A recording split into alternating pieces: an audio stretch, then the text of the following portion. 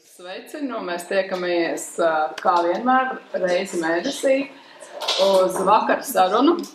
Un šodien pie mums ir ciemiņš, Vācijā dzimusi un augusi Sabīna Peca.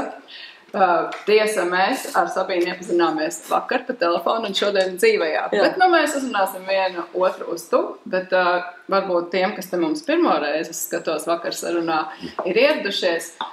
Šis ir mums tāds pasākuma cikls, kas aizsākās pagājuši, kad, man liekas, ap šito laiku. Mēs sākām pamēģināt, kā tas ir, kā uz vakar sarunām aicinam tos latviešus, kas ir dzimuši un auguši citur, bet izvēlējušies savu dzīvi, veidot darbu, strādāt un ģimenes un visu to savu ikdienu saistīta ar Latviju, nevis kā ciemiņi, bet pārvākušies šeit uz patiešām dzīvi, un tad dzīvo vairākus gadu desmitus, kā tas ir ar Sabīni.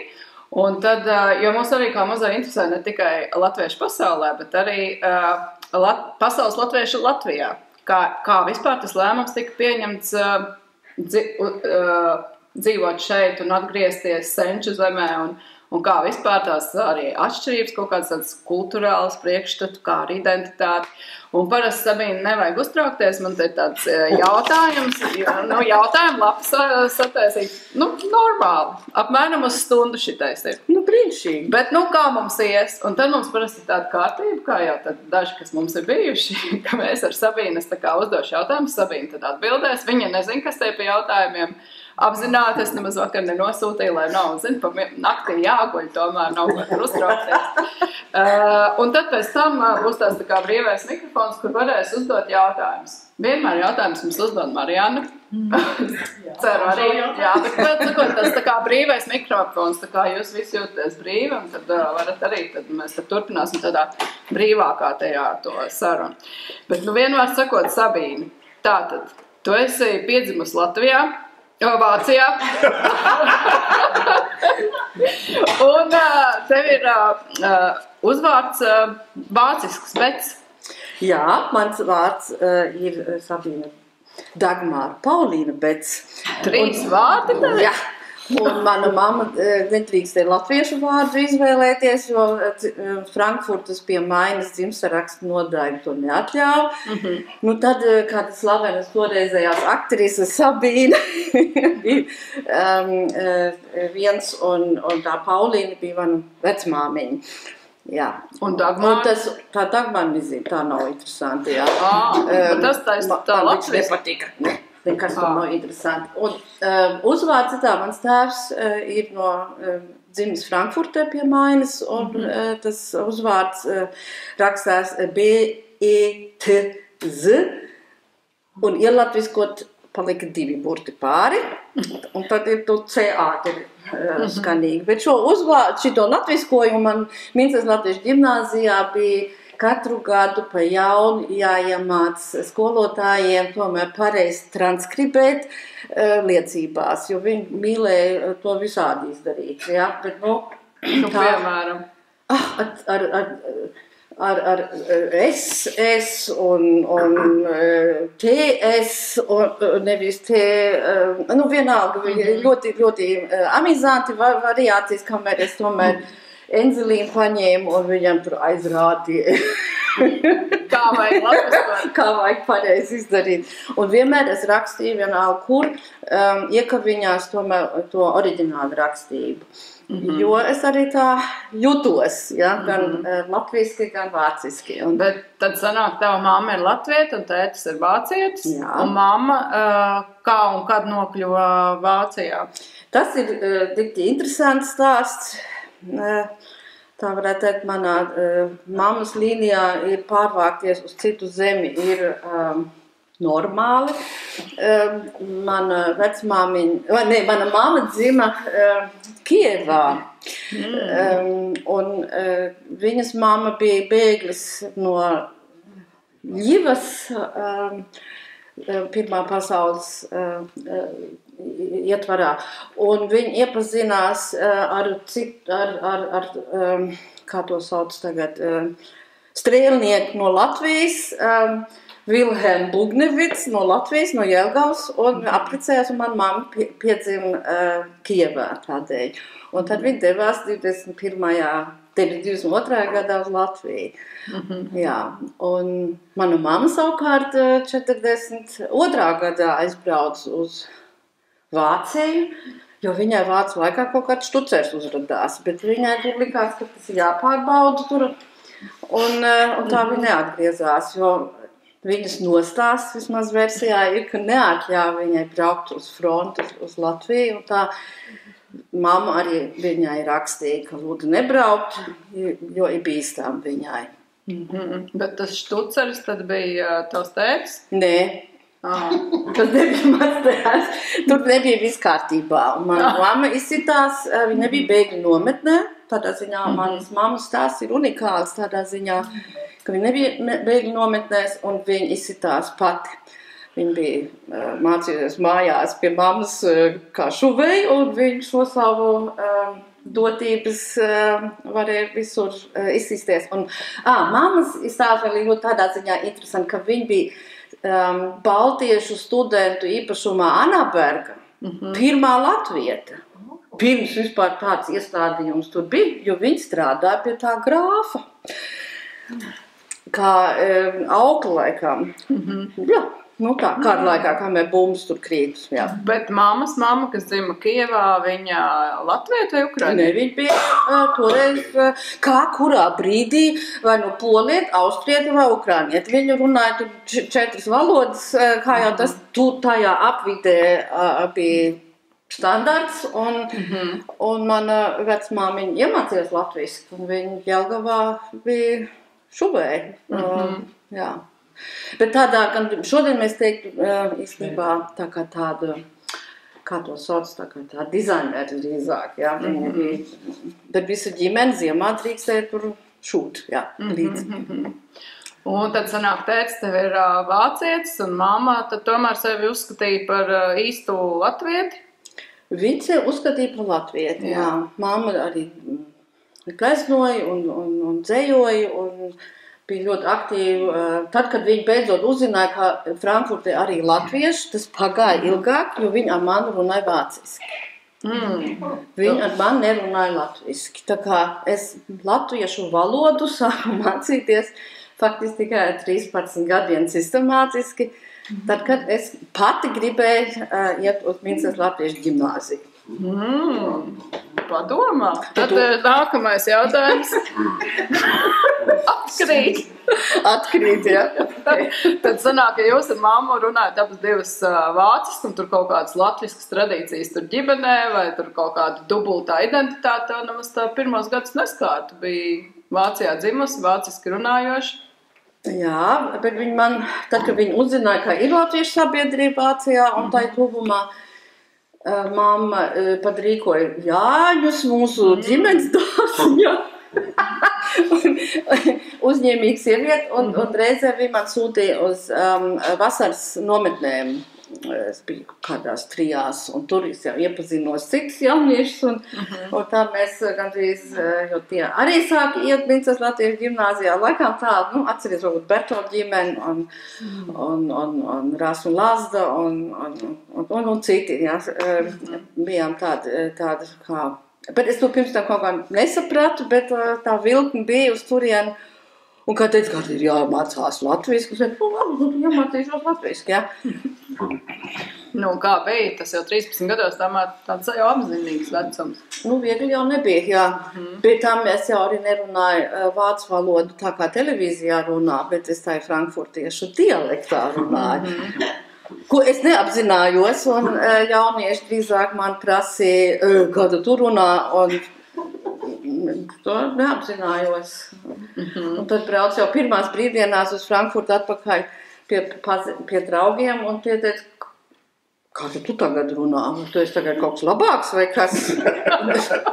Un es pilnīgi nesapratu to, kamēr iemācījos tā kā switchēt brīvi no dialektu uz augstu valodu un atpakaļ. Jā, tas bija ļoti interesanti. Ar 13 to nejūtu to, jā. Bet, teiksim, par tām latviskām tradīcijām turpināt kaut kādus no Latvijas atvestas ēdienas, mamma tā taisīja mājās, nezinu, pīrāgs vai kaut ko tādu cepāt? Vai Jā, viņi tiešām tie pareizi 2 reizes gadā laikam cepa pīrāgs, tikai pišķi lielāks nekā vēlāk. Mincerē Balūža kundze mācīja tādu super mini, tur tā ļoti eleganti un glauni, bet, jā. Nē, bija. Nu, ko tev teica par to? Teica par tiem Jāņiem mazdārziņā? Neatceros, bet šeit, ko viņš to kaut kā tādu gada laika momentu uztvēra. Nāk un iet, jā. Bet viņš neinteresējās sevišķi par to latviešu būšanu, jā. Bet tad sanāk no 13 gadiem tu vairāk tā gāji latviešos saistībā ar Minsteras ģimnāziju. Tur tad tu iemācījās latviešu valodu un tur arī izveidojās tas draugu loks. Jā, tas bija tas labākais. Nu kā, pastāst, kas tev nāk no Minsteras ģimnāzijas tā prātā spilgtākais? Vai dieniņās, tagad mēs tādos sīkumos jau. Nē, bet īstenībā tas draugu loks absolūti sociālais aspekts, un tās ir draudzības līdz šai dienai.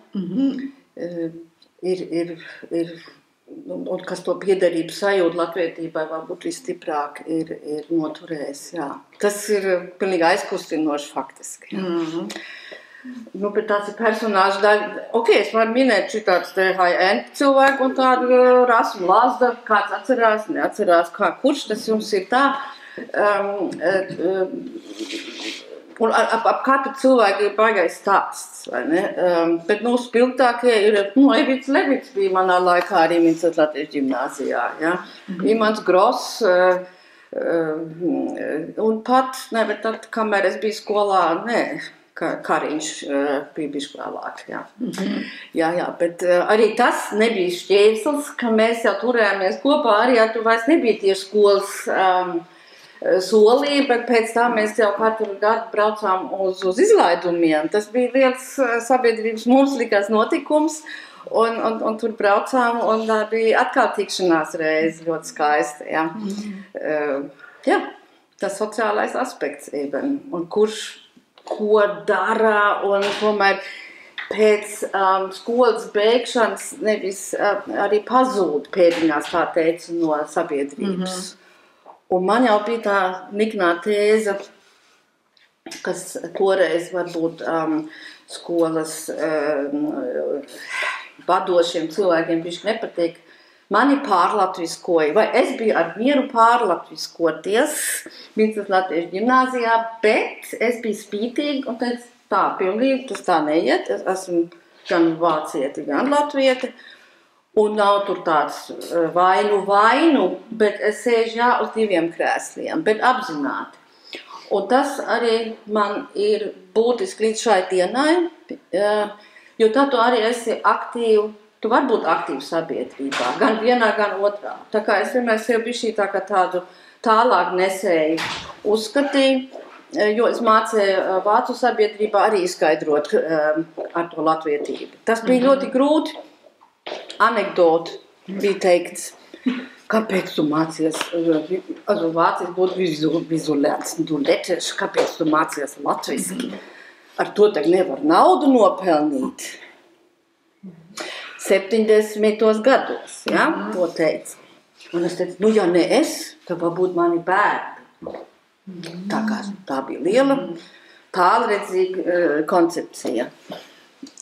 Bet, kā jau tā vēsture rādīja, es ļoti labi nopelnu naudu ar latviešu valodu, jā.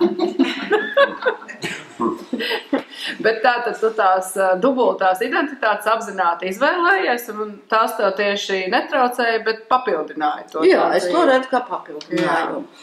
Un tas ir absolūti global Latvian pamats, tur nevar tikai viens. Tas nav, mēs savu identitāti, respektīvi savu socializēšanu piedzīvojam, taču ir vairākās kultūrās, slāņots pat, ja, kur nevajag arī aizmirst, kā zinām,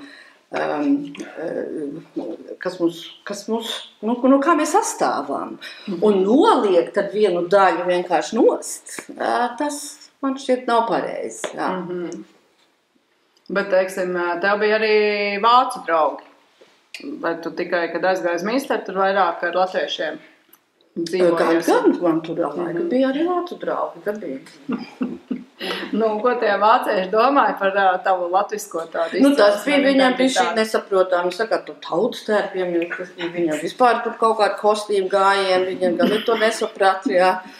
Un tas slavenais teiciens, priekš kām tā latviešu valoda ir vispār derīga, jā. Bet tas skolo argumentēt, ja? Tas skolo tam dziļāku jēgu piešķirt, jā. Jā. Un ar laiku, starp citu, arī anekdotu. Man bija ar 16 draugs, sarkaniem matiem, šitādiem Gregors vārdā. Un vadībā jau tikti nepatika, man bija draugs, vācu draugs. Mēģināju par nākt un teikt, vai tā vajag, Gadu vēlāk viņš uzstājās mūsu latviešu korī, dziedāja latviešu valodā, himnu un etc. to programmu. Jā. Es ielatviskoju, var teikt, vēl vienu. Ja visi latvieši apprecētu citautieti un visi mācītu saviem bērniem latviešu valodu, tad mēs visātrāk pieaugtu. Jā, es tikai viņu neaprecēju un ar viņu bērnus neradīju, bet fakts ir, tas man tā ļoti patika toreiz, protams, tā ir klaunai vadībā rādīja, ka var arī tā. Var arī tā. Bet klausies, vēl viens tāds jautājums, tas pirmais priekšstats par Latviju, to tev mamma stāstīja vai to tev jau Minsteras ģimnāzijā? Mama ļoti daudz stāstīja par Latviju, ļoti daudz par savu, protams, izaugsmu.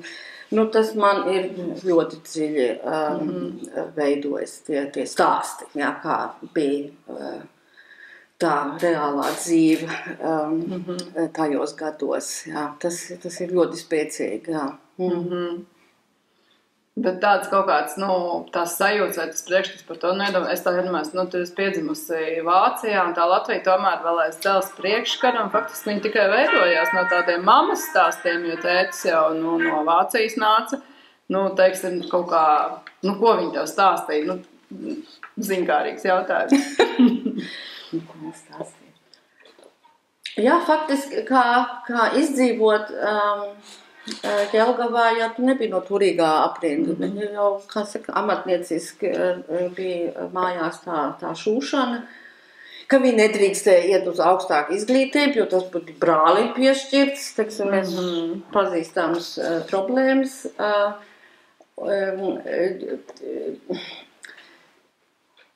Jā, kad jādzīvo ar to mājas biznesu faktiski kopā, ar to šūšanu, jā. Tāpat, bet arī viņa rādīja bildes, ka viņa bija līdz bildes, ka viņa arī bija tautstēja kopā un drīkstēja būt. Bet daudz, ko viņa nedrīkstēja, jo bija izdzīvošanas modus, ja? Tas varbūt īsumā visbūtiskākais aspekts, jā. Bet, teiksim, mamma vēl atbrauc kādreiz uz Latviju, kas tā 42. gada? Jā, 80. gadā man bija tas prieks un gods ar vairākiem MLG un Eļģes cilvēkiem ar vilcienu atbraukt uz Latviju. Jā, toreiz vēl no 80. gadā. Ar vilcienu no Berlīnas uz Rīgu un Grodņā 4 stundas tas vilciens karājās gaisā, kamēr nomaina sviedrus, bet tos ratus, ja, to sistēmu, jā, un tad 80. gadā tas viss bija caur Minsku, un tad vēl Minskā bija jāiet uz hoteli, un tas bija viss ļoti uztraucoši. Mēs kādi 3 cilvēku slavena grupa latvieši, jā. Mārtiņš Rītiņš, piemēram, bija līdz, un cilvēki no vairākām Eiropas un Amerikas zemēm. Tā kā muitniekiem bija šitā, vai ko viņi nesaprat, katra bija cita pasa. Un tad kaut kā uz to jau nevar redzēt.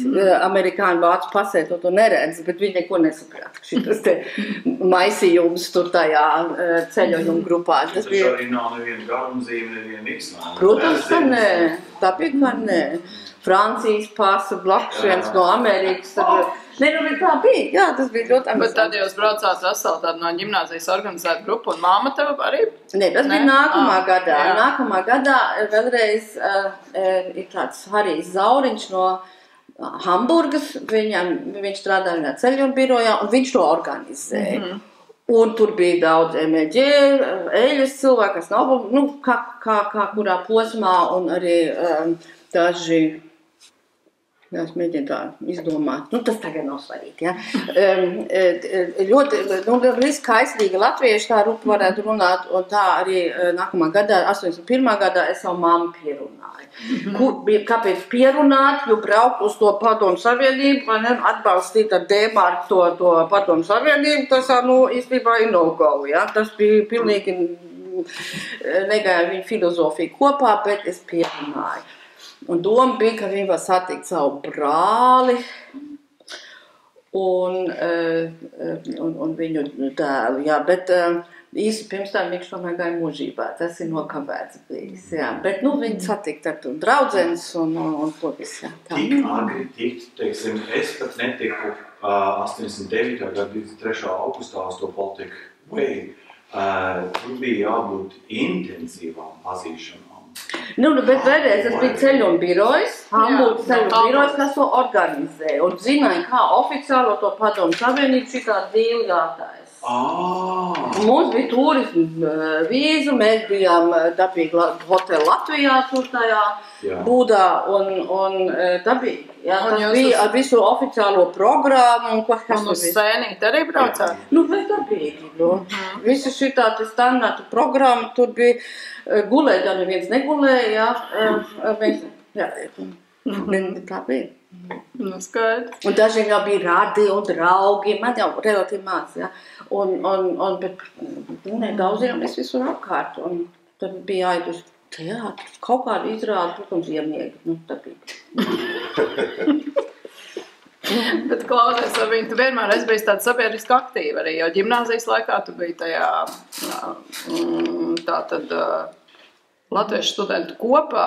Jā, bet tas ir pēc ģimnāzijas. Tad, kad jau tu studēji? Jā, un izstāst, kur tu pēc ģimnāzijas aizgāji studēt? To tu man nemaz neesi izstāstījis pa telefonu. Kā galveno priekšmeti bija ģermanistika, un divi blakus priekšmeti mākslas vēsture un socioloģija. Jā, bet jā, dabīgi kā uzreiz, no Minsters skolas beidzās, tu dzīvo ļoti tuvu kopā, un pēkšņi nē, jā, tas likās galīgi neiespējām, un tad es, jā, pārņēmu vadību, var teikt, Minsters Latviešu studentu kopu, kurai bija ļoti sena tradīcija, starp citu, un galvenais sarīkojums dabīgi bija ļoti būtisks, kā varētu pasmīnēt, šampānijas brokasts jauniem MG abitūrijas beidzējiem, ja? Atvainojos, pišķīt amizanti tas ir, bet tā tas arī ir, jā. Bet dabīgi arī citi sarīkojumi, tas tā. Bet universitāte kurā vietā, kurā pilsētā? Minsterē. Tad tu arī tur paliki uz vietas, un tu visā tajā dzīvē iesaisties arī pēc ģimnāzijas beigšanas. Tieši tā, kori un Dūdās, ne? Nekādas dūdas, ne? Dūdas pie Minsters koris. To es nezinu. Es tik zinu, kad 79. gadā dibināja Minsters jaukto kori, un mērķis bija braukt uz dziesmu dienām uz Gotlandi. Kas ir politiskums. Vispār definīcija mums bija būt latvietim ir politisks gājiens. Jo tu atgādini par Latvijas likteni. Tas ir kaut kas politisks, ne tikai kaut kā tur mamītes tur stāstīt, cik skaistas ainavas ir.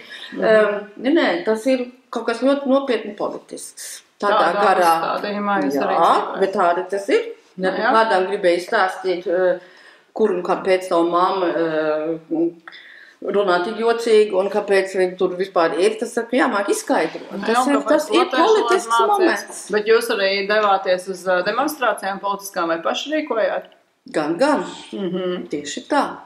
Pret SS20 un rīkojām kopā ar Juliju Kadeli, kas bija no PBLA iesaistīta par tādu riktīgu PR cilvēku, un arī kopā, es gan nebraucu līdzi, bet mēs to izdomājām uz Madridi, tā demonstrācija, jā. Jā. Annu Mulku, varbūt jūs zināt, un Andrejs Neimans, un Aleksandrs Bobkovs, un man šķiet vēl Imants Gross, tas nereiz droši, brauc uz Madridi, jā. Tādi akcijas, jā, bija daudz un dažādi, jā. Un tur arī galvenais bija uzstādījums stāstīt par nelikumīgo Latvijas okupāciju un visu to vēsturi. Tieši tā. Jā, par to visu laiku jāatgādina. Jā. Bet arī, ka mēs tā iepazīstoties runājam, tu teici, ka būt par latvieti ir arī no savu veidu tāda reliģija, ne tikai politiska nostāja. Kā tu to biji domājis? Jā, latvietība, es teiktu, daudziem tas bija dzīves jēga, tāda augstāka. Nevis, vai man ir mašīna, dzīvoklis, mantas, bet ir tas būt. Also, kā man pieder, un tas kā būt. Un tas būt saistīts ar latvisko mērķi, faktiski pat ļoti šauru brīvu Latviju. Arī neaizmirstam Eiropas Latviešu jaunatnes apvienībā, kurām es arī uzreiz iestājos. Tas arī bija tajā deklarācijā minēts, ka īstais mērķis ir brīvā Latvija. Un tas ir kaut kas augstāks, ja? Nekā man kaut kāda ikdienas ķibelis. Un tas arī ir kaut kas reliģisks tādā ziņā, ja?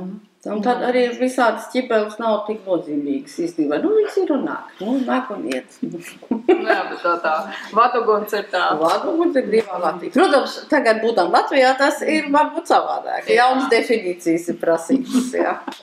Bet noturēt brīvo Latviju gadrīz ir nākamais lielais, var teikt, augstākā tāda zvaigzne, kas ir jāievēro. Īpaši tagad. Bet tātad tu biji arī Elijādē aktīva un arī taču organizējot to jaunatnes kongresu, kas notika Somijā, Haiko. Vispasaules Latviešu jaunatnes kongresu, 8. vēl pie tā. Un tu biji tajā orgkomitejā, un tas bija tas slavenais ziņā kongresu, kas vistuvāk Latvijai notika, ļoti labi apmeklēts. Tur bija visdārgākais alus, un kas tur vēl bija izstāsts? Tur Levits bija tātad, to bija Levits arī bija rīcības komitejā, Levits bija teiksim tā, ātri vienā, tas uzstādījums bija 89. gadā, un ātri bija skaidri, kā varētu, un kuras grupas varētu uzrunāt no Latvijas, kur varbūt jau viņi drīkstētu izbraukt. Tur bija tas laiks, kur tādi caurumi un spraugas bijušas, vai ne, mūri, un tas mums likās, ka tam kongresām tas ir tas mērķis, un kā toreiz es labi atceros, kā Egīls ir teicis, ka tos, kurus mēs lūgtu un aicinātu, būtu cilvēki, kuri ir tad multiplikatori. Viņam tāds, kā mēs zinām. Jaunvārds, jā. Nav nekas tur jauns, bet kas nes to garu tālāk tad Latvijā, ja? Un tad jau bija arī tādas vēlāk pazīstams jaudas, vai ne, Repša un Kristovskis, jā. Arī dabas fonda toreizējās aktivistas un visiem citiem cilvēkiem bija jāatrod sponsoru. Teiksim tā, tas lielais darbs bija rīcības komitejā atrast naudu, ja? Jo nevienam jātur tādas līdzekļas nebija apmeklēt tādu diezgan dārgā viesnīcu kompleksā, jā, tas tā bija, jā. Un arī dažas laulības pat no tā kongresa iznāca. Jā, to ir kā anekdota, vai bišķi lustīgi. Bija tas, kā saka angliski, tas culture clash, ja, kad uzdurās kultūras īstenībā. Mēs tur visi dedzīgie letiņi, vai ne, tur dedzīgi atbrauc. Latvijas letiņi. Latvijas letiņi, un tur jau arī bija kaut kāda rock grupa, kurus neatceros, un jau bija arī Labrīt kombanda bija. bija tā kā uzdurās. Ja? Uzdurās, ka tās rockgrupas zvaigznes bija viegli apvainojušies non-stopā. Ja? Ko darījušas? Viņi bija nepārtraukti apvainojušies. Kāpēc? Kāpēc? Neviens viņu nepazīst. Kaut kāds gans viņa zina, ja? Un tās meitenes tur nekājas, nekas tam līdzīgs nebija, viņiem nekas tam līdzīgs nebija. Mēs neko nezinājām, mums tikai 88. gadā apmēram bija pirmās rockdziesmas un Latvijas. Ja, Mēs tiešām nezinām. Jā, bet tas bija amizanti. Un tā vienā laidā, ja, arī gandrīz vai labvakar veču neviens nepazīst. Es saprotu, viņi īstenībā, kamēr saprata, ka viņi beidzot uzvesties ļoti brīvi un atraisīti, jo viņi ir nepazīstami. Bet tad, kā recepcijā un tā, tur savus laikus, tur slimības mēģināja izdzīvot, un piemēram, Gundega, tu atceries, un Gundega Muhkina, viņa pilnīgi, viņi vispār nesaprata, kas ir tā pa uzvešanos, ka mēģina kaut kādas privilēģijas likt lietā, un kādas privilēģijas par ko. Izvērt, tas bija nepārtraukši tāds amizants situācijas vienā laikā bija. Pilnīgi jāsmējās vai tagad, ja. Bet klausies, tātad atgriežoties atkal mazliet, pie tiem jautājumiem, pie tās struktūras, tātad tu izstudēji, bet sāki kaut kāds dažus gadus pastrādāji arī tur Minhenē lejā, jo te bija viens tev kolēģis ieradies par IT nozaru. Kā tu tur ietrāpīji? Jā, pēc studiju beigšanas es vēl piekāpināju pie papildu izglītību Frankfurtē par biznesa lietām, jā, specialitāti uz PR un marketing, jā, okay. Un pēc tam, tagad atrast darbu, 80. gadi Vācijā nebija viegli dabūt darbu, ne, ar to vienu pat studiju beigšanu, vienalga, nebija viegli. Un tad atcerējos, ka Minhenē ir uzņēmums Infologistika, kas piederēja 3 latviešiem, un divi bija no tās nozars, Jānis Gobiņš, tad ir tāds Trapāns, vārdu aizmirst, un Amerikas latvieši, ja, un tad vēl bija, monetāri aizmirst, ja, bet Jānis Gobiņš bija tā vienā persona, un viņam arī emēģi iegāja 2 bērni, jā. Andra tēvs, varbūt, vai Andra tēvs? Nē, tā ir tā piepracētā daļa, vienalga, also Jānis un Maija Gobiņi bija tas pāris, un viņiem, un es tad tur sāku strādāt kā tādu, sauksim, organizatoru, administratoru, grāmatvedības, viss kaut kas. Un mums tur, sākās jau tas laiks, tas bija 88. gads, 89. padomājiet, ja, skaidri tas laiks ir. Un visi ielūdz nepārtraukt cilvēks no Latvijas, ja. Es nezinu, es laikam 100 vismaz izrakstīju šitos te ielūgumus tur. Un tad arī viņi atbrauca, un tad jau viņas bija jāpačubina, ja. Tā kā caur mūsu rokām gāja inteliģence, kultūra, un visiem bija tas slavenais šoks, vai tad tiešām viņš ir neviens nerunā krieviskiem. Pamatā visiem, kamēr tomēr tā saprat, piedzīvoja to, ka tas nav iespējams. Starplaikā tas būtu savādāk, bet toreiz ne. Bet tad brauc gan tādi, kas tikko sāk ar datorlietām visu kaut ko darīt, IT, bet arī no citām nozarēm Latvijā tie ciemiņi. Tie ciemiņi bija no visām nozarēm. Kur tu viņus vedi, kā tu viņus? Viņi dzīvoja pie tā paša Gobiņa mājās, jā, un tad es viņus tur vadāju par skaistiem Bavārijas kalniem vai par vissvarīgāko, lielāko krogu Minhenē, Hofbräuhaus, kas jau bija ārād visiem, un tur būtu tas Hitlers un tā tālāk. Tas visiem bija zināms, un tur bija jāiet. Tā jau bija savs maršruts. Tas bija zināms maršruts, jā. Tur, teiksim, tāda sadzīviskā kultūra plus dabas brīnumi. Ja. Tas bija viens tāds, mans bija parastais darbs, un kājā firmā, bet reizē bija atšūbījumi tos mīlīšus tur, jā. Starp citu, Vaiders kundze, profesora, doktora Vaiders arī. Un visiem tas pats jautājums, vai tu Krievijas, un vai tik tiešām.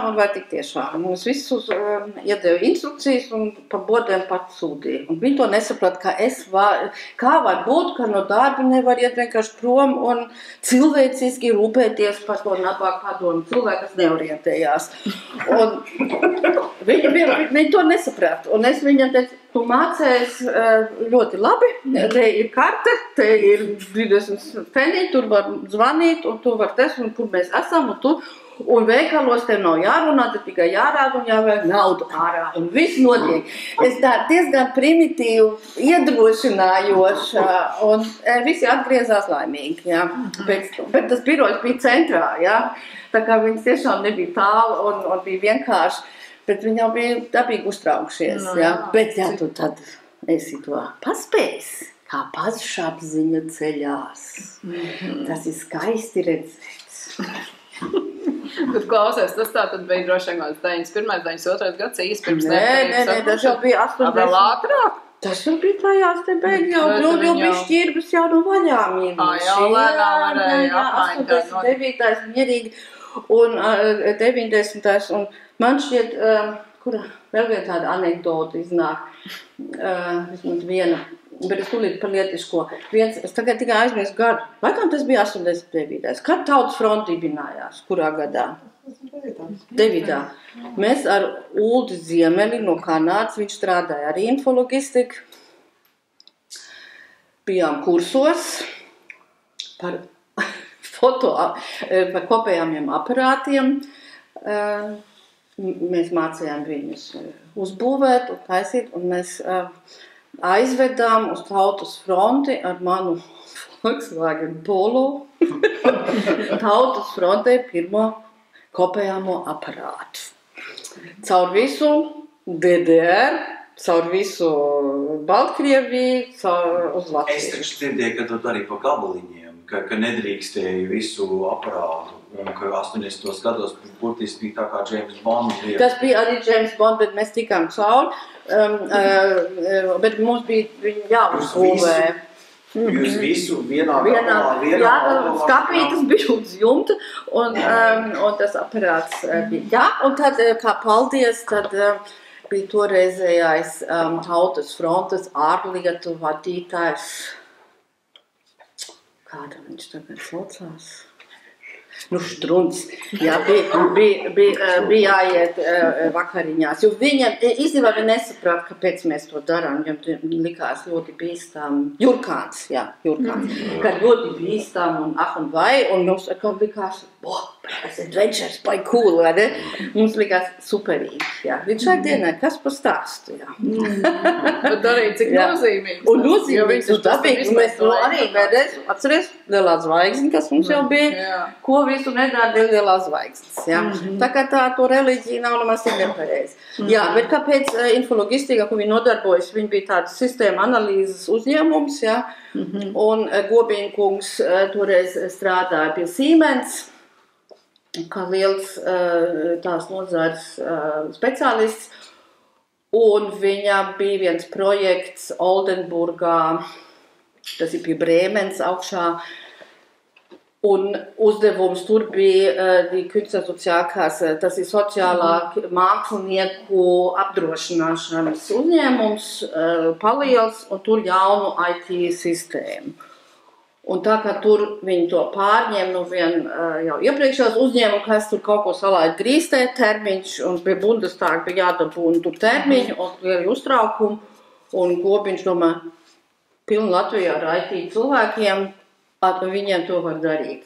Ļoti drosmīgi, ļoti dulls lēmums, un tā arī, kad bija barikāžu laiks, tā jau atlasītā IT speciālistu grupu, draudēja varbūt netikt, un viņus tādā nakts miglu situācijā vienā mikliņā pārvedu uz Miņķeni. Tur tas viens kungs, kas tur šodien Uldis te bija, viņš bija tajā grupā. Un, un tad viņus atkal kultūra šoks, jā.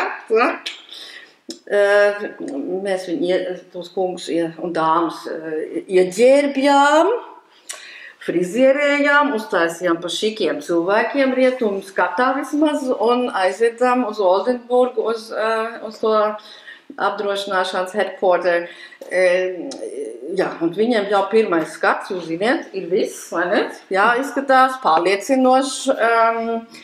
Un tas mums izdevās, un tas projekts arī galā tā tika darīts. Un tas interesantāks bija, tas bija pirmais saucamais nepārtrauktā komunikācijas līnija starp Pērsas ielu, šito, zināt, Pērsas ielā ir tāds IT centrs, ar Oldenburgu, un viņi programmē. Jo tā doma bija, ka tikai daži kolēģi no Latvijas bija uz vietas, un nomainījās nepārtraukti, jo bija vēl Vācijā bija jāiet tur 3 mēneši maksimālais laiks, kur varēja tur būt. Uzturēties. Un Latvijas citi speciālisti sēdēja Pērsas ielā un programmēja. Ja? Nu, tas bija riktīgs meistars tiķis īstenībā, un tas arī viss izdevās. Ja? Jā. Bet tagad turpinot sarunu, tātad 93. gads, un tu izdomā braukt uz Latviju dzīvot. Jā. Kā tu pieņēmi to lēmumu? Tas kaut kā saistīts ar Oldenburgu, Minheni vai vienkārši Minsteri? Īstenībā tas projekts bija gandrīz vai beidzies. Ja? Un es sapratu, ka man tā infologistīgā tā uzņēmumā tāda liela nākotne nespīd. Un pavērās drīzāk tāds jautājums, jo bija dibināts un veidots partneri Latvijā, jo dibināja to Software House Rīga, jūs zināt to radio, SVH radio, tas ir tāda atvase īstenībā, un pavērās dažādi aspekti kopumā, ka tas lēmums tā tik agri iet uz Latviju, ja? Tas jau vēl bija diezgan agri, ja?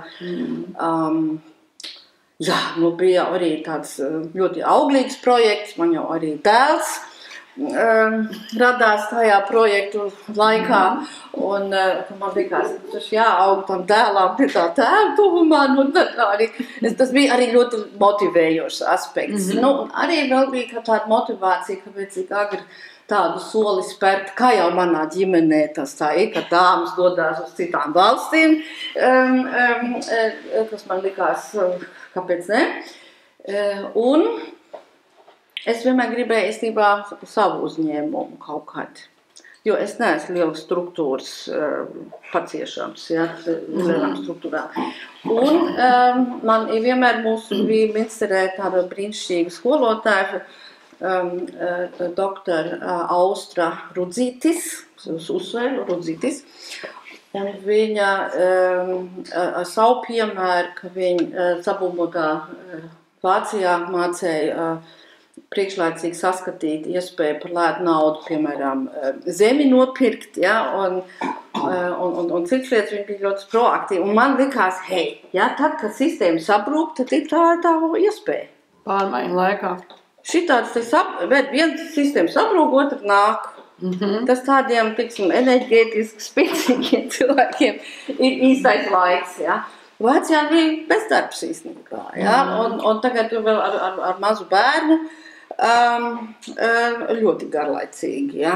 Nereāli, faktiski. Tātad tu 93. gadā pārvācies, un 94. tu jau nodibini savu uzņēmumu. Jā. Bet tas galīgi nav saistīts ar IT? Nē. Bet ļoti noderēja zināšanas dabīgi, ja? Bet 93. gadā martā es pārvācos, dēls bija 7 mēnešu vecs. Un tad es vienu laiku strādāju pie Software House Rīgu.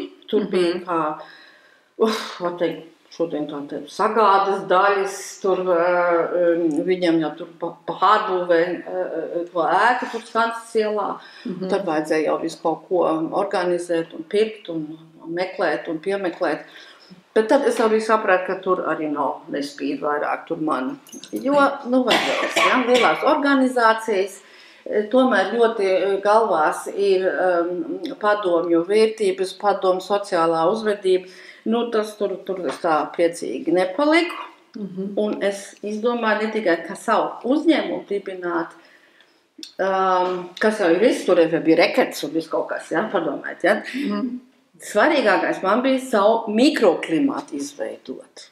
Jo savā uzņēmumā es varu veidot citu pieeju, kā kopā strādāt un kā vadīt un tā. Tas man bija arī tāds augstākais moments, ne tikai savu iztiku ar to. Un varbūt pat mazliet tā kā pierādīt, ka tā var. Kaut kā tāds aspekts. Bet tātad tas ir 94. gads? Jā, decembrī, 30 gadiem. Pirms 30 gadiem decembrī es firmu dibināju un līdz šai dienai arī vadu.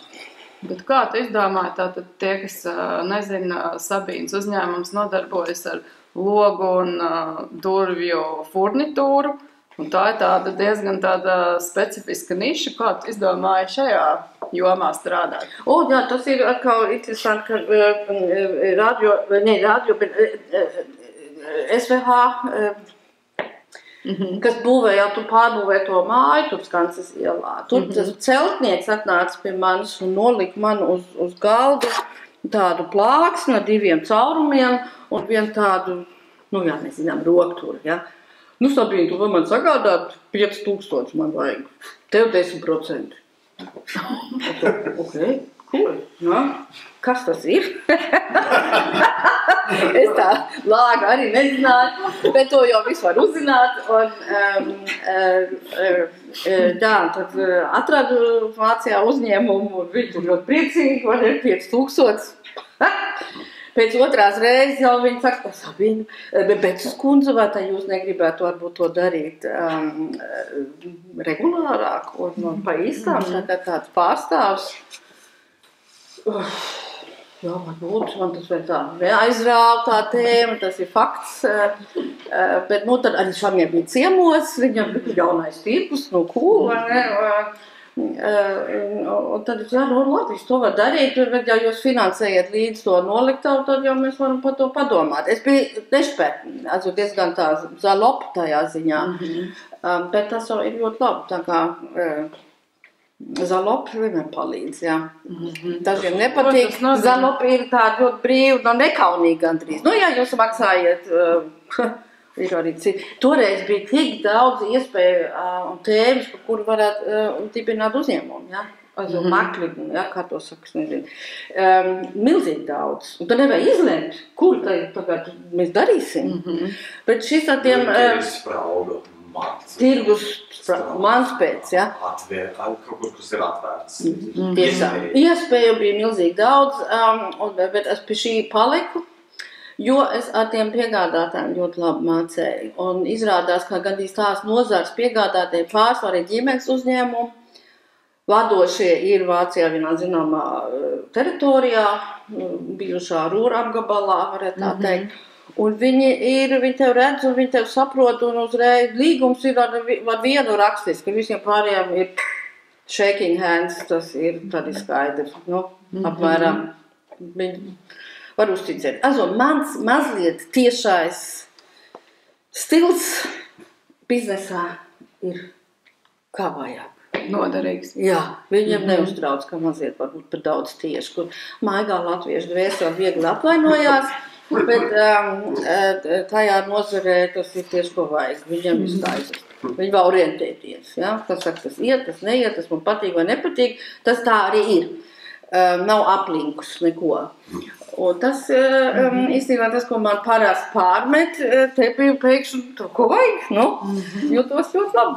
Jā. Bet vai arī tev par labu spēlē tas, ka tu biji un nāci no Vācijas? Bet visticamāk, ne? Šiem piegādātājiem, kurus vēlāk es tajās slavenājās vārdus, tajās izstādēs iepazinos, protams, ka tā bija tā priekšrocība. Un ātri es varēju arī vienoties, kurš pēcapmaksu un visu tādām lietām. Ja, protams, viena skaidrā vācu valodā runājoša kontaktpersona, ar kur var arī runāt dažādos stilos kaut vai, bija ļoti pārliecinoši. Uzreiz bija uzticība, tā varētu tā teikt. Un zaļā gaisma tam visam. savā ziņā. Diezgan, jā, un tāds, kā es neko nezinu par to nozari, tas nekas, viņa arī teica, nekas, ko jūs iemācīsieties. Viņa arī bija tā, nekas, ko mēs... Bet tagad par 30 gadiem tu taču esi Nu, bet apgūst nozari. jā. Un cik tev tie darbinieki taču arī arvien pieaug un no nulles tu sāki uzņēmumu? Es sāku no nulles, mēs bijām, tur teikšu, kopā 3 sievietes, kā es man teicu, heavy metal ladies, jā. Pie pirmām tām šeit būvniecības izstādē mēs piedalījāmies uzreiz. Pirmā bija starp cik kinostudijās. Ļoti interesanti. Viss bija tā kā tu ielauzies un dari un uzbūvē no nekā. Un, tas viss bija ļoti uztraucoši dabīgi un forši, jā, man jau patīk. Ļoti patīk. Un starplākā mēs esam ļoti ilgi, teiksim, kā mēs starp 20-23 cilvēki. Vairums ir vismaz 25, 30, 15 gadi kopā ar mums. Jo tēma nav garlaicīga. Nedomājiet. Bet tas nav tikai viens klīts, vai ne? Un starpākā arī kopš Latvija ir Eiropas Savienībā, viņiem arī jāiet tur šeit evakuācijas ceļu izējas un ieejas. Jābūt, tur ir normas, tur viss kaut kas ir jādara, un tas paliek komplicēts. Tas vairs nav tikai kaut kāds tur mehānisms un rokturs. Tas ir, tā kā saka, tāds ēku menedžments arī, un tas kopā ir kā inženieri tehniski jāizplāno. Jā, tas nav tikai kaut kādu tur piegādu vai tā. Tas ir tuvs darbs ar arhitektiem, plānotājiem, un tā mums viens, un nevajag aizmirst, ka mēs esam tā kā, es to saucu par sistēmisko piegādātāju mūsu Latvijas durvju un logu ražotājiem. Latvijas lieliem un galdnieku un līdz gala patērētājiem. Tad faktiski ar visiem strādājam. Bet, varbūt specializēt tieši uz koku logu, durju un metāla, alumīnija, tas tā arī, bet netik cieši, jā. Bet ir, kur tiekties vēl, jā. Bet, ja tu atceries to 90. gadu vidi, tātad nodibināt uzņēmumu Latvijā no nulles, tas diezgan sarežģīti bija, vai tev tur atkal palīdzēja tās latviešu valodas zināšanas un draugu lokas? Jā. Īstenībā vēl vairāk palīdzēja, tas varbūt ir pišķi interesanti, ka tas kungs tikko bija no tā IT kluba un Miņķens Blitzes, ja. Viens cits kolēģis bija atnācis tajā 94. gadā pie manis un teica, tu Sabīne, tu taisies dibināt uzņemt, negrib man meitu, ka viņi vēl studē tev, tā kā tādi tu palīdzi, varbūt darbu dabūt viņai. Jā, viņa ar vienu vēl man strādā. Viņai ir perfekta latviešu, viņa ir gramatika, jā, vai dieniņās, jā, visu, ko ļoti gudra meita. Un tā viņa ar mani, mēs to faktiski kopā uzbūvējām, tā rupi, un tas arī ļoti palīdzēja, jā. Es redzu vienmēr iespējas, bet visas ministra kabineta noteikumus, tur es domāju, ka viņas vismaz jāpāraksta, ja? Man ir tur cita attieksme bieži vien, ka tas ir traktējams arī savādāks, ja? Man tur ir cits redzējums, bet ir nav slikti, ka kāds arī to grib saprast. To. Un var izpildīt. Jā, vai pielāgot, jā, traktēt, vai gudri traktēt. Tas tās biznesa noslēpums. Nē, tas es domāju, ka jebkurš... Jūs zināt, likumi ir novecojušies, tikko viņi iznāk. Jo īstenība turpinājās attīstīties. Tas ļoti svarīgi saprast. Un reizēm tas neatbilst. Ja?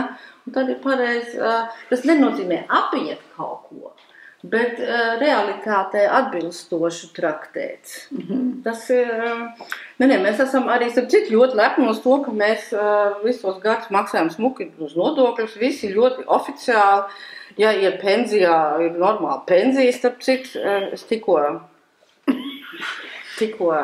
esmu oficiāli pensionāri un sapratu, ka tas bija vērts oficiāli visu noformēt, starp citu, jā. Bet, starp citu, mēs arī vakar runājam, tu teici, ka tādi uzņēmumi, ko ir trimdīši saucamie dibinājuši, vispār ļoti maz Latvijā. Parasti kaut kāds pārstāvniecības un tā, bet jūs esat tādi daži tikai. Jā, Picelu vēl. Jā, viņš ir kanāds latvietis, ir tāds Juris Silts ar tādām pārstrādātām riepām.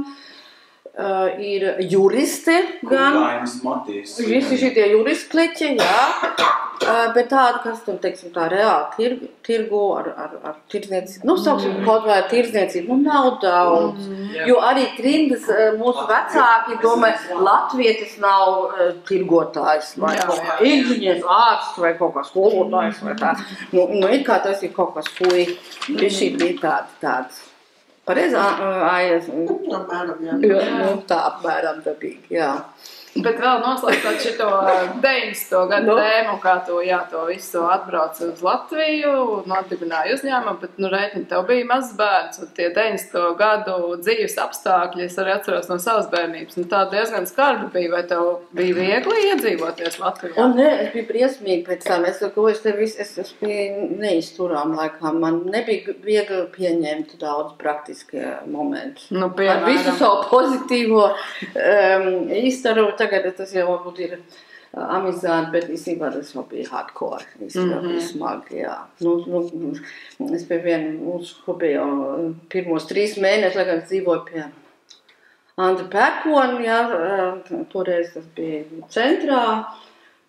Un tad bija naktī, bija ūdens, jā. Nevis zīdainis, maz bērns, un tev ir naktīs, tur varbūt kaut kas tur pilina, un tad krāja ūdeni, tur pudelēs. Es tad sapratu kaut kā, kāpēc padomu, ka cilvēki šeit 7 nekur nesāk strādāt, vai ne? Amatniecībā vai tā. Visi jau pa naktīm kaut kur gāja dušoties, ja? Mazgāties, visā notika tur gandrīz ģimenes dzīve pa naktīm. Un tad, kur tur agri no rīta, ja? Tā es biju ar tādu amizantu piegāju, mēģināju saprast, ka tas ritms ir cits, ja? Tikai naktī bija ūdens, ja? Rīgas centrā, ja? Un, labi, arī var kempinga dzīvoklī, ja? Tā es to apzīmēju, ja? Bet, vajag visādi pielāgoties. Kempings dzīvoklī? Jā. Tā, es to apzīmēju kā kempings, jā. Bet pamazām jau tie dzīves apstākļi uzlabojās vai arī pierad? Gan, gan. Viegli nebija. Arī, protams, arī tas, ko es jau minēju, ka es varbūt ar savu tiešo stilu un saviem emocionāliem pārsteigumiem, ko man likās draugiem var stāstīt, kā es jūtos, kad tas bija vietējais, apvainojās. Es to grūti, man bija daudz jāmācās. Es aizskāru cilvēkus, jā. Vai es teicu, es atradu tur kaut kādu koku kāpnīti, baigi lētā. Vēlāk man tur saka, kā tu vari teikt, kā lēta cilvēkiem, tas ir baigi dārgi. Un tā, ja, es biju, tā, es aizskāru, jā. Domāju, mans draugs gan jau sapratīs. Arī nē, es domāju, ka tas bija, tā bija slodzi visiem. Manas vērtējums vai manas redzējumus tur noklausīties. Bet viegli tas nebija. Pielāgojies, vai viņi pie tevis pierada? Gan, jā. Un ir pat kolēģi tur daļēji. Tā ir. Jā, tas ir tā. Nevienmēr viegli sagremot, sauksim to tā. Bet atkal, kad tāda ezerķiska un koša un aktīva varbūt iedvesmoja viņus arī. Arī. Es saku, tā bilde nav viennozīmīga, ja? Arī tev, protams, ja tu esi filmas vadītāji, tev ir kaut kāda loma, ja? Un tas palīdz bišķīt, ja? Tā apmēram pieņemt. Nepatīk, bet jāpieņem. Bet cilvēki ir brīvi cilvēki, cilvēki var arī strādāt citur, vai ne? Bet tā viņi neiet prom, laikam tomēr patīk, Laikam. Bet, teiksim, Vācijā tādas, tomēr kaut kā tā bērnības zeme un jaunības zeme, kur tu izaug kaut kā arī ietekmē tev, protams, kaut kādā raksturā vai praksēs ikdienas, tu teiksim, tas tev palīdzēja Latvijā iedzīvoties un, nezinu, darbā tavā dzīvē? Daļai tas bija drīzāk grūti, ja, jo man jau tas padomu sovietu cilvēku kods nebija, ja. Tam arī nepiedāvāja kreisos biznesu. Jā, šito te rietumu tanti, ja nezinu, ko viņi tur kā nemāk uztvert pareizi. Un arī man nevar nekādu bumbu piesiet. Es jau biju tukšu lapā tajā ziņā. Tas ir ļoti svarīgi saprast. Jā. Es teiktu, viss ir gan. Tas ir arī kā ar latvietību un to vācu identitāti, tā arī ir ar to dzīvot šeit. No vienas puses, un cik interesanti, vai ne? Un no otras puses, tu kungs, vai ne? Viņi tur kā tu viņi izturās un ko viņi tur saka, un tas stils nepatīk un nezinu ko. Tā, tas ir jāmāk nes tevi ir stiprs spārnus jāattīst. Ja tu esi sava ceļa gājiens arī savā kultūrā, tajā tur tas pats, ja tu gribi bišķīt savādāk veidoties, tev ir jābūt diezgan spēcīgai. Tev ir tos sitiens kuģi kaut ko jāmāk panēt. Nevarēja piesiet bumbu, nevarēja, tu teici, tu biji... Nevar piesiet bumbu? Bumbu? Tas ir varbūt Slāpstvielu. Jā. Nu, Savien bija tabula rasa, viņa neko nevarēja kaut kā aizrādīt vai parādīt, ka tur kaut kāds fons vai pagātnes likta un viss kaut kas tāds, vai ne? Tu biji tāda. Nu, jā, kāpēc? Kā tev var to? Tā kā bumba, kas eksploatē. Nē, jāzina, ka tu esi kādreiz nopricis pieņem. Tas ir viens izteikums, jā? Bet, jēga tāda. Ja es būtu nopircis padomu laikā savu braukšanas tiesības, nopircis tikai, nevis izgājis visas stundas. Ja, to kāds zina no šitiem te ekspertiem, VDK un ko. Tad var piesiet bumbu. Jā, bravo, jā, tā tas ir. Bet klausās vēl nobeigumā pāris jautājumu. Tātad 30 gadi, jau tagad tev 31 Latvijā, tev ir kādreiz bijis tāds brīdis, ka tu tā kā nožēlo, ka tu atbrauc uz Latviju dzīvot un nepaliki Vācijā? Nevienu brīdi, jo es jau te realizējos, jā, es var teikt, kaut ko, man patīk veidot un radīt, jā, un tā es to arī paspēju, jā, un tas man ir gandarījums līdz šai dienai, jā. Vācijā es domāju, ka man tas tā nebūtu izdevies un arī ne tā, tādu uzņēmumu, tādā nozare, kur visiem ir tradīcijas un citas izglītības par to. Dinastijas. Un dinastijas, un kas viss. Nu, šeit es jau biju te eksperti par neko, tikai kā es esmu jau Eiropas Savienības priekštekstu formātos jau piedzimusi, ja? Dzimus 58. gadā, kad arī tieši ratificē tos Romas līgumus. Ja, tas jāsaprot. Un man bija kapitālisms asinīs.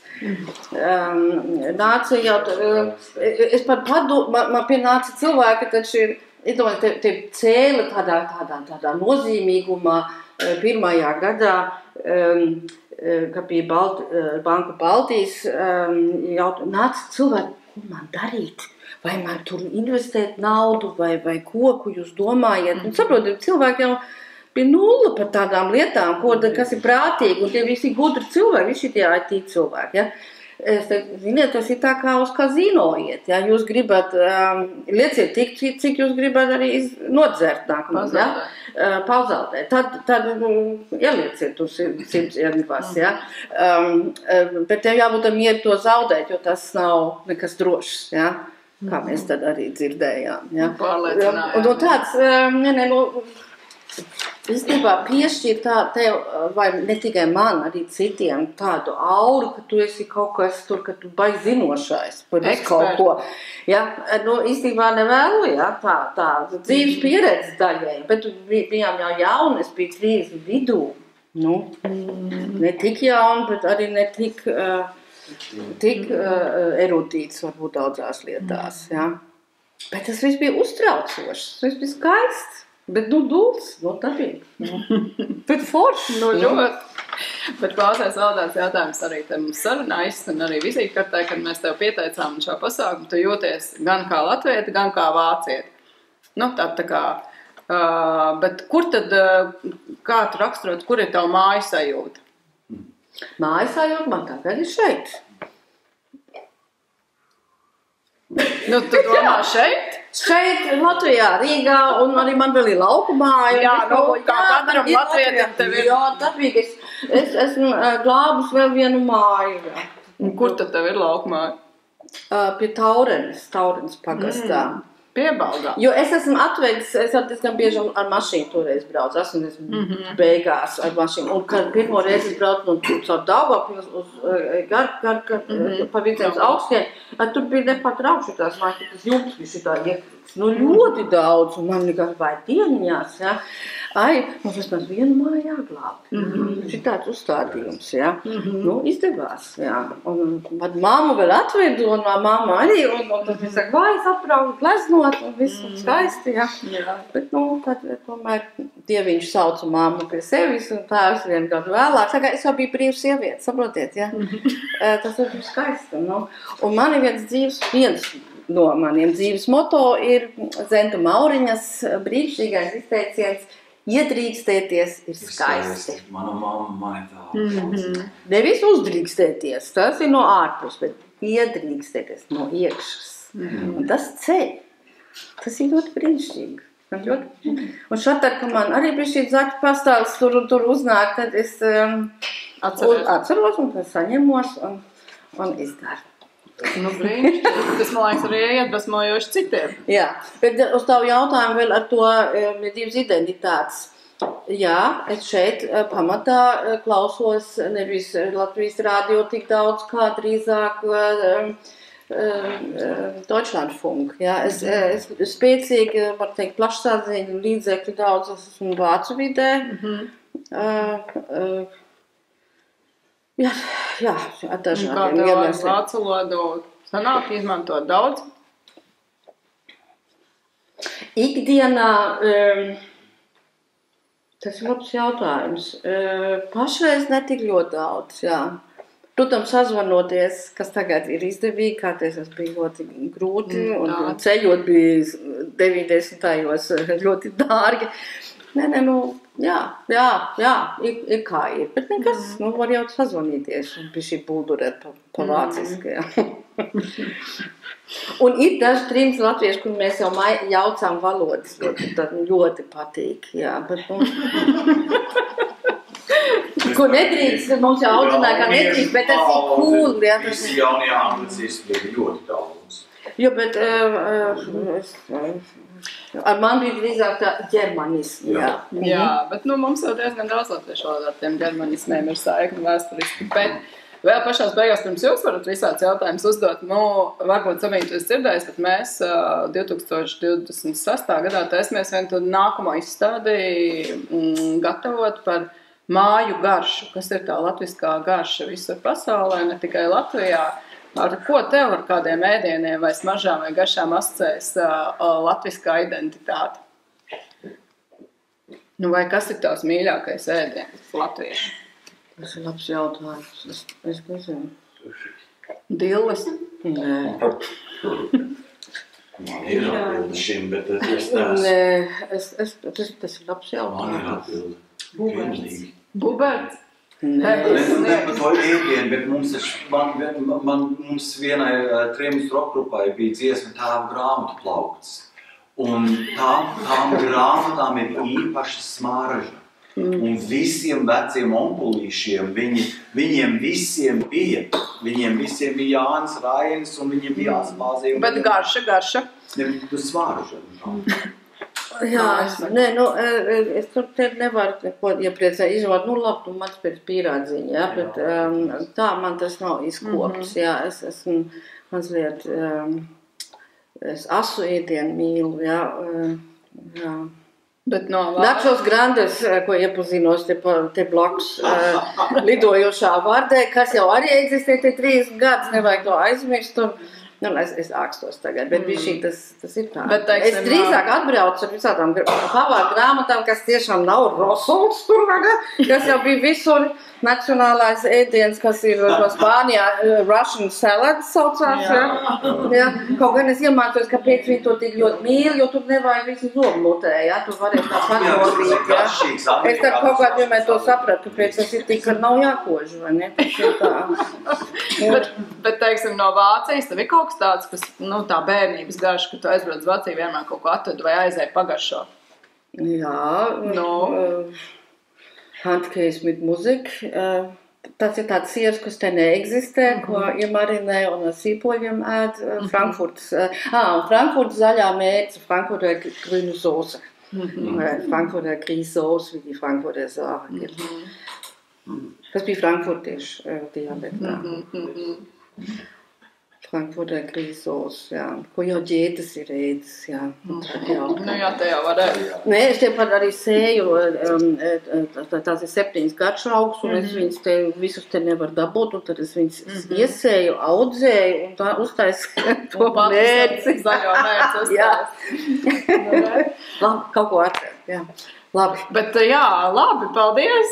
Ļoti tāda dzirkstoša saruna mums izdevās, bet noteikti vēl kādi jautājumi klātesošajiem. Nu, man ir, bet es atnācu ar jautājumu tā kā. Man nav jābūt pirmam, kas prasa. Jā, nu. Labi. Marianna, Kuri kontroļa jautājumi? Jūs minēja mikroklimatu, ko gribēja radīt savā uzņēmumā. Pastāst varbūt par to mikroklimatu, ko gribēja radīt, un kāds viņš ir? Jā, vismaz manā izpratnē, kā vadītājai, ja varbūt man darbinieki to bišķi savādāk redz, ir tomēr, ka mēs kā komanda strādājām, ka kļūdīties ir atļauts, atzīties ir atļauts, kas ir ļoti grūti, un ka tad nedraud, ka atlaiž vai soda, bet risinājumu meklēt, ja. Un ka jebkuru kļūdu vai problēmu, ko atrod, palīdz risināt kaut ko. Ja? Tā kā tāda visu laiku tā kā, un nekas nav akmenī kalts, bet radām pa jaunu, ja? veidojām visu laiku no jauna. Tas ir nebītīgs process, un viņš vienkārši nebeidzās, un nav tikai viena taisnība, un iedrošināt, līdziveidot tos apstākļus, atkarībā darbā būdams, bet darīt. Un kopš 2007. gadā, kad bija tā krīze, tad es pat vairāk mudinot, kad cilvēki domā līdzi un nevis uzdod smadzenes 17. garderobē, ir, ka katram darbiniekam, arī noliktās darbiniekiem, ir līdzdalība pie ikmēneša brutopēļņas, ko var pie mums labi redzēt. Un ir katram, kurš viņi to var iespaidot, ir koeficients, un tad ir, kas saka, līdz tāda elastīga lieta, tā ir viņi ar to arī mazliet uzņēmē, jo tā kā tāds sausāks mēnesis, to viņi jūt, un ja viņš ir treknis, tad viņi arī jūt uzreiz, un tad nav gara ģīma, tur jāskatās. Tur, ja, ne? Es esmu diezgan lepnis to pieeju. Ja? Protams, katram vienalga, kurai sistēmā arī ir otras puses, bet vispār es teiktu tā, ka viņi čakli, viņi uzreiz arī to, ir atdevi uzreiz, viņi redz to, un Tas ir tas, ko tu atvedi no Vācijas, vai ne? Nē, to es te izdomāju, ja? Bet tas, kā kopā strādāt, vēlreiz kopā, ja? Darām visi, nevis es tagad esmu tas lielais tur vienpersonīgas gudrības, tur inkarnācija, tāda jau es neesmu, nekādā gadījumā. Tas ir profit sharing, so ir diezgan populārs tādos mazos uzņēmumos, kas ir tādi līdzdomāji. Bet man te ir jautājums, tagad tu esi 30 gadus, un mēs ilgi pazīstamies. Jā, furnitūra. Es to no tevis nekad nebūtu iedomājusies, bet tagad, kad tu esi nodzīvojis 30 gadus, vai ir viena nozara, ko tu pie sevis domāji, vēlns, es to nogulēju? Man šeit tad ir bijis, ja? Man jau šeit tad arī apnīk, tas visu to, ko es kāds sākumā domāju, būkalumi, ja? Bet tas neaizgāja tas jēdziens. Man likās, tas furnitūši, tas furniture, was soll ich so scheiße, also man bija galīgi briesmīgi, ja. Bet nekā nevar darīt, ja, kas saka, valodas dalībnieki tā, tikai lieto, ko tu tur darīsi, ja, ne. Jā, man bija dažas idejas, bet pašreiz es nenāk prātā, man bija dažas, es jau arī biju domājis mazliet šeit ražot, galīgi no sākuma biroja krēsls, bija arī atradus visādu pieejas, bet tad es sapratu, tie, kas to grib pirkt, tā bija publika, kas, piedodiet, es neatradu kopīgu valodu, teiksim tā, kad es to atmetu. Jā, bet mana tā tēma ir ētiski, morāliski ļoti tīra. Viņi ir reāli vajadzīgi, tur nav nekas indīgs un nav nekas bīstams un reāli vajadzīgs jebkuram. Tas tāds sirds miers un nav ātrā naudu. Rekets nekad nav bijis, vai ne? Kaut kā es biju pat kursos, kas man jādara, ja viņi uzrodās. Un tad man teica, vienkārši jāsaka, man netek. Tiešām? Jā.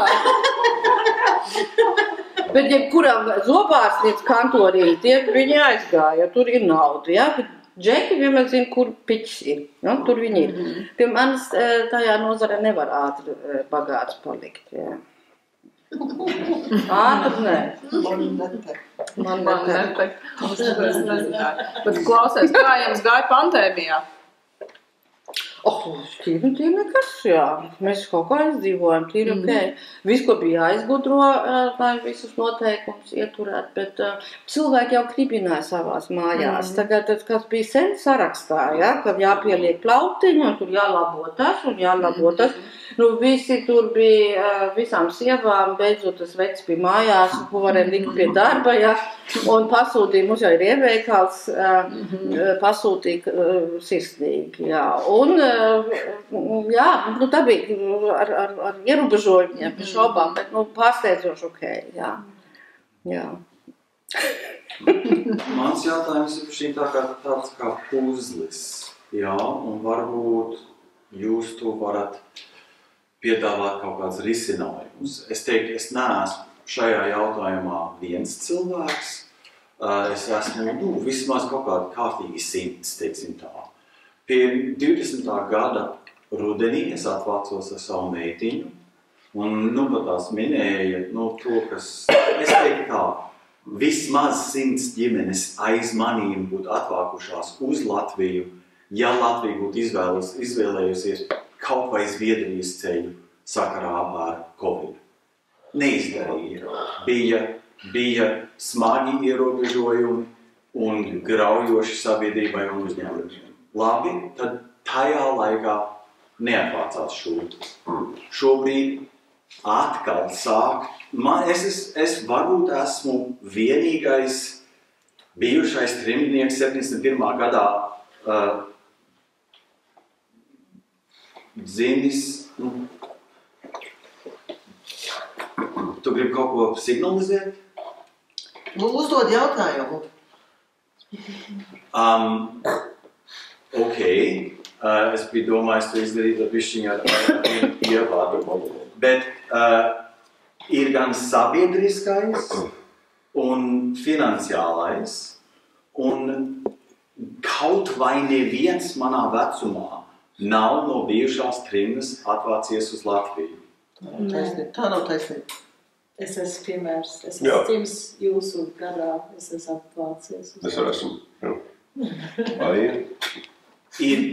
Ir ļoti maz salīdzinot ar to, ko mēs sagaidījām, kā mūs audzināja. Tā ir asimilācija. To sauc par asimilāciju. Varbūt, Sabīne, tev jau arī droši vien no inspirēšiem, taču arī daži jūs esam tikai Latvijā. Kā tu domā, kāpēc tie daudzie palika tur? Es teiktu, viens tā mūsu ir diezgan liels skaits, tie manu apmēram plus mīnus cilvēki. Bija ļoti spēcīgs šis te vēlreiz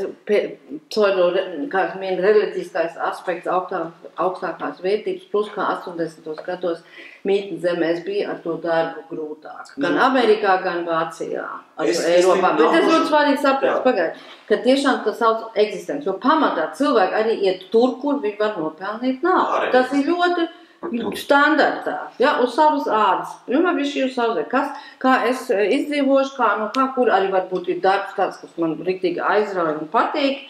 Ja? Ir jau ļoti daudz ārodu, kur tu te Latvijā nemaz nevar strādāt. Tas ir ļoti svarīgi saprast. Nevar no visiem sagaidīt, ka viņam te jādzīvo vai ķeriņās. Ja?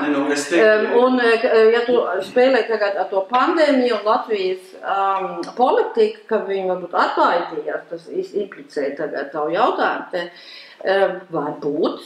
Bet, Eiropā, izņemot Zviedriju vai Skandināviju, viņi tomēr gāja citu ceļu, ja? Kas likās, un man arī tā mirklī likās tas, ko var reāli, kā var sargāties. Likās, tā kā jāsargājās. Tā likās, ja? Varbūt mēdīs vai kurš vai kā, pēc tam jau visi gudri, vienmēr pēc tam ir gudri. Un varbūt nebija tas gluži, bet tas baiļu moments bija ļoti spēcīgs.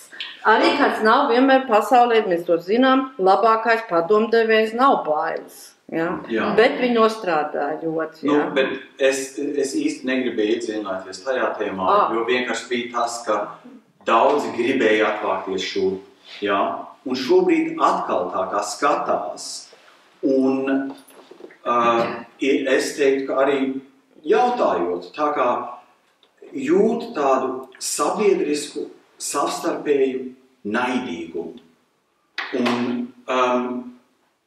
Un ja tagad ir ne tikai savstarpējs naidīgums, bet ir grūti finansiāli, bet ir tā ļoti stiprā vēlme šeit dzīvot, dibināt uzņēmumu, Daini pastāst, vai man tur aizvākties, vai man būs darbinieki, man visu laiku nāk jautājumi, kā to var atrisināt, ka vienkārši nav šis baseins silts, nav viņš patīkams, nav viņš... Es nezinu, es drīkst atbildēt, tad man ir sekojoša versija tagad. Ja? Dažādi sabiedrības šitās ir polarizācijas, ir Amerikā, ir Eiropā, ir visās valstīs, kur ir, var teikt, bagātība pieder šauram slānim un pārējiem maz, un tamdēļ arī ir tāda polarizācija. Un zemēs, kā mūsu, kur iedzīvotāju skaits ir drīzāk visu laiku sarūk, un tur jau tomēr pircēji tirgus ir sarūk, ir jāmāk strādāt pāri nacionālajām savām robežām, ja nav tādi, kas saka, sapņu zemļa vai tā, nav, viņi nav, ja. Gan visi mūsu klienti ļoti aktīvi ārzem tirgos, ja. Šeit ir tāda ražošanas vieta, ja. Savstarpējā piesauktais naids, es viņu nepiedzīvoju. Es kopš gandrīz tagad 2 gadiem esmu aktīvi vienā dejas klubā, West Coast Swing, saucās arī angliski V-Bands, ja, lai tā būtu. Bet es iepazinos pilnīgi jaunu sabiedrības daļu, tas fantastiski, ja, kur ir cilvēki ar ļoti dažādām etniskām, kas saka, vēsturēm. Un visi runā brīnišķīgi latviski, un viņi mīl dejot, un viņi atvērti un brīnišķīgi, un brauc uz festivāliem. Viņa pilnīgi kaut kāda cita kosmos viņa galvās ir, un viņi pārsvarā ļoti labi izglītot cilvēki, dzīvoši arī dažādās zemēs, un es tādu pilnīgi citu šķērsgriezumu mazliet sabiedrības redzu, un man tāds, vispār, milzīgs prieks par to, ja. Brauc vieslektori no interesantām zemēm, viss tas ir burvīgi, ļoti atvērt, tur ir tas vēlreiz, visur eksistē, neaizmirstam, mikrosabiedrības, ja, sauksim to pa bubble, tam vienmēr iemīr, ka kāds negrib iziet ārā, bet mums visiem ir tā brīvība sameklēt sev, varbūt jauna sabiedrība, jauni klubi, nav jābūt visu laiku vienā, atvēramies, ja, un tādiem draugiem var izmēģināt. Ir daudz, atbrauc kaut kādās tur, kā to saka Latvijas, 2010. Tajā apposmā no Amerikas. Tas gan daudz, un arī aizbrauc atkal projām, jo viņi bija vīlušies. Viņi viru, bet daļai, jo ir tas, kā tu saki, mammas un tētu, tur latvietis ir kaut kāds ideāls. Un tad papām tad gan ir normāli cilvēki, jo te ir no krimināliem aukām līdz līdz augstu raudzes ekspertu un mākslinieki. Jā, bet trimdā tas jau nebija. Daļai trimdā bija mākslīga, mans vecā trimda bija elitāra publika, kas ļoti skaisti un idealizē dabīgi savu latviskumu, lai justos, tā kā saka, savā vietējā sabiedrībā, tomēr ar mugurkaulu, jo mēs esam kas, un tajā varbūt mitnes zemē, tik tā, tas kas nebija visiem. Tas man šeit ir ļoti svarīgi savu idealizēt. Tad tu atbrauc uz Latviju un tad te pilnīgi normāli visādiem slāņiem tevi darīšana. Ne visiem tas bija pa spēkām. Un man ir jautājums, kas saistās ar šo, varbūt mazliet ne. Lūdzu. Bet man ļoti īstenībā aizkustināja, ko tu teici par to, kā pelnīt, kā būt. Un par to latvietību, kā reliģiju, to zvaigzni, jā. Un kā brīvā Latvija. Bet mēs tā kā atbraucam uz šejienu, un savā ziņā mēs to turpinām, vai ne? Jo mēs gribam to Latviju redzēt lielāku un labāku, un mēs esam ļoti daudz uzdevuši īstenībā daži no mums, lai te būtu, bet tas ir mums, kā zvaigzne, tur vēl ir kaut kādā ziņā. Bet varbūt tev ir kaut kāds komentārs vai savs skatījums uz to, kas notika tai sabiedrībai, kas palika tur, ka tā zvaigzne, tā brīvā Latvija tagad ir sasniegta, kas tagad ir tā zvaigzne viņiem? Viņiem vai mums, kas te ir atbraukuši, īstenībā, man šeit divu aspektu, es teiktu. Viena ir, ka tā sabiedrība, man jau ir draugi, kas neatbrauc te.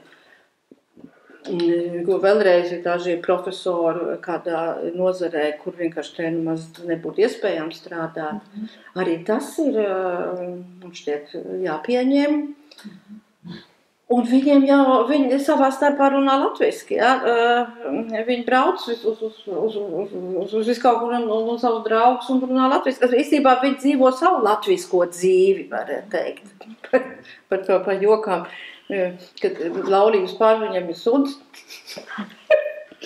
un tas laulības partners savā starpā runā latviski, bet ar sunu angliski, jo tas ir jānodod šādā suņu auklēm, un tad jau varbūt...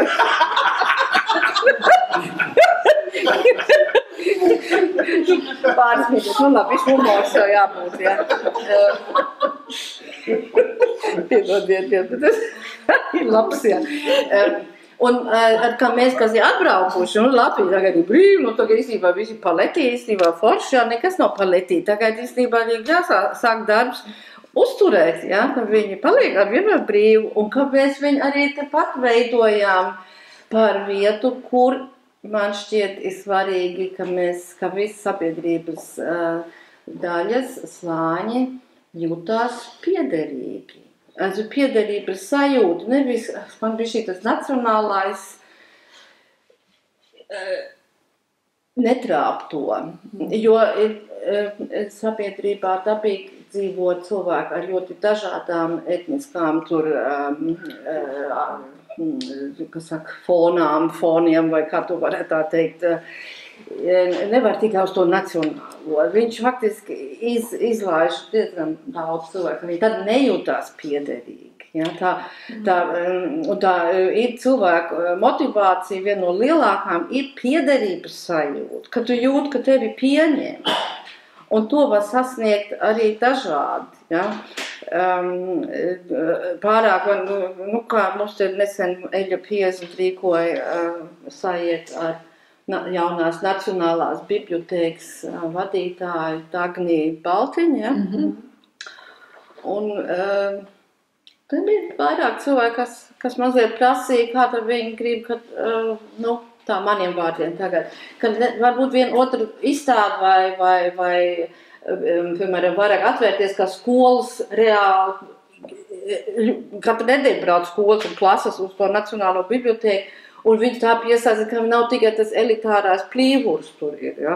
Augstā kultūra, augstā nacionālais tur moments, bet varbūt atvērtāk, vēl atvērtāk. Viņi jau daudz ko dara, bet man šķiet, to ir vēl ko darīt, jo tas drīzāk, es teiktu, slāņojums ir diezgan liels, un drīzāk tas, ka daži slāņi nepieņem Latvijas valsts tik ļoti, jo tas ir nabadzības problēma. Un nevis, ka tur ir tie grieķi, tādi, tie šitā, Bet drīzāk vēlreiz tas ir bieži vien saistīts ar nabadzību. Vēlreiz mans tur dejošanas klubs, tur ir doši raiba, un viņam ar to nav problēma, jo viņi ir ļoti izglītoti cilvēki. Tā kā tas, viņi arī nav apvainojušies uz valsts, ja? Es teiktu, tas ir kaut kas, kas ir ar nabadzību saistīts, un nevainojušies. Tas aicinu to Mariju prasīt tiem, kas ir palikuši. Palikuši tur.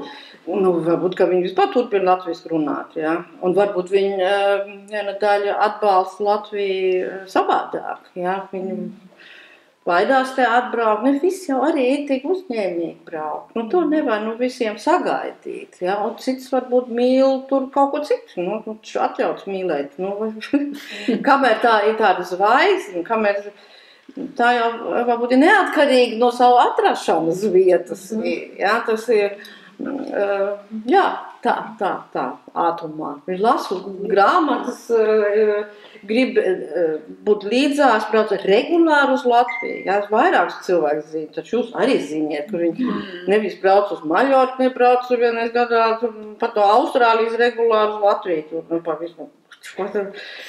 Ir kāda finansiālās slogas. Būt latvietim trimdā kādreizējā vai diaspora ir tāds prieks, vai ne? Nu, labi, mīlīši. Nu, labi, paldies!